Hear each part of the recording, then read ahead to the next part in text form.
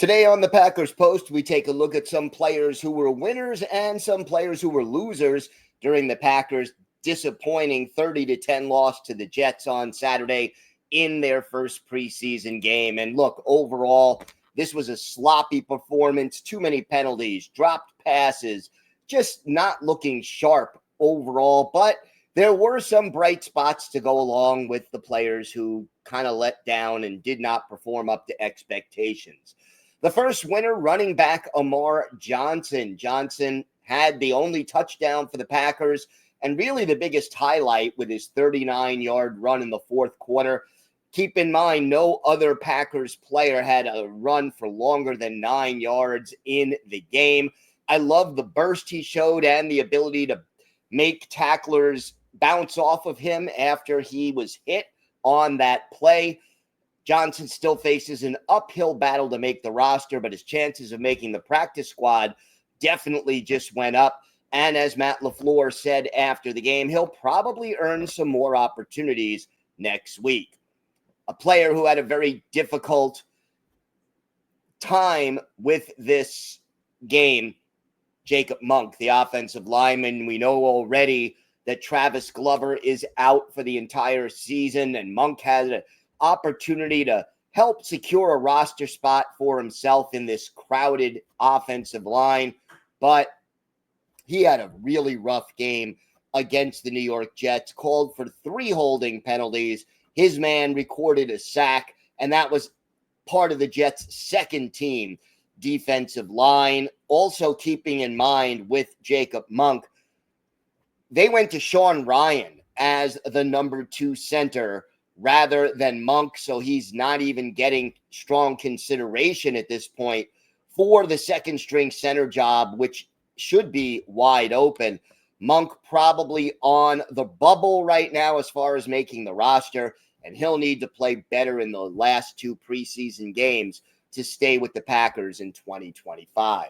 A winner from this particular game, how about wide receiver Matthew Golden? Golden started the game with the first-string offense. We know a lot of receivers were not healthy enough to play in this game, but he made the most of his limited playoff time. He went up against Sauce Gardner, who is one of the elite cover corners in the NFL. He caught 1 pass, the only pass Jordan Love completed in the game, 7 yards on a slant. And then, the good thing is it was a contested catch with Gardner, and Golden won that battle. And then on his only other target, Golden drew a pass interference penalty against Gardner that gave the Packers a first down. Now, yeah, it was a small sample size, just a couple of drives, but Golden showed why he was a first-round pick, being productive against an elite cover corner, and why he looks like he very well could start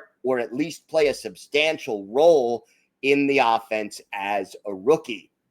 Another player who struggled, wide receiver Romeo Doubs. Look, no Dontavian Wicks, no Jaden Reed. We know Christian Watson isn't going to be available for the preseason, and Savion Williams was out with an injury. That gives Doubs a chance to get a little extra playing time early, but it didn't go well. He failed to catch a pass. He was targeted twice. One, he clearly dropped the ball. The other one was a 50-50 ball that, maybe you could call it a pass broken up by the defense, but a 50-50 ball that he did not win. The drops were a problem for Doubs last year, although he certainly wasn't alone in that area. But here was a chance for Doubs to show something, and he didn't. Now, I don't think he's in danger of not making the team, but at the same time, he missed an opportunity to establish a job for himself. Couple of other winners here. How about defensive lineman Nazir Stackhouse and Barron Sorrell? The undrafted free agent Stackhouse, he did a good job against the run, beat former Packers center Josh Myers to help stuff a 4th down running play. He looks like the favorite to take over the TJ Slayton role as a designated nose tackle to occupy blockers and stop the run. And, he lived up to that billing in this first preseason game. Meanwhile, 4th round pick Barron Sorrell, He had 2 of the Packers' 3 quarterback hits in this game and was in on 2 tackles. Packers did not have a sack. So Sorrell and Stackhouse, sounds like a law firm, they did a good job in their NFL preseason debuts. Another player who struggled, Isaiah Simmons, the linebacker. He had looked really good in training camp at times, kind of stood out. But, in training camp, he showed why he was one of the top 10 draft picks, 8th overall back in 2020. But in the game against the Jets, he showed why he never lived up to that draft position. He was just tentative in pass coverage, didn't seem to know where to go all the time, and his tackling needed a lot of work. He's battling for that 3rd linebacker job. I think Tyron Hopper certainly played better than Isaiah Simmons and probably gained ground in that race, while Simmons lost some. Another player who did well in limited snaps, cornerback Kalen King, the second-year player, broke up 2 passes in the end zone, was in on 3 tackles, and one of them was instrumental in stopping the Jets short of the first down marker on a 3rd down play. King was on the practice squad last year, still fighting for a roster spot, but he certainly played well in those late game snaps that he got and helped his cause against the Jets. And then finally, 2 receivers who, again, are just not taking advantage of the opportunities that were there. Mecole Hardman and Malik Heath. Now, that was supposed to be a battle for maybe the 6th wide receiver spot, and yet, neither player did particularly well in this game. Heath dropped 1 pass, was only catching 1 pass for 4 yards on 4 targets, and this is when he gets a chance to get more reps because of all the injuries we mentioned earlier at wide receiver.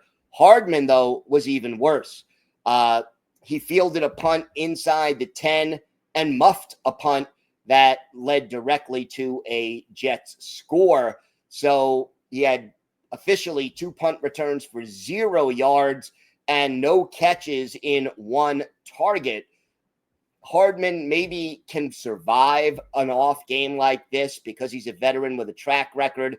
But, he looked good in training camp. He's got to look better than this if he hopes to earn one of those final wide receiver spots on this roster, or if he hopes to become the Packers' primary punt returner.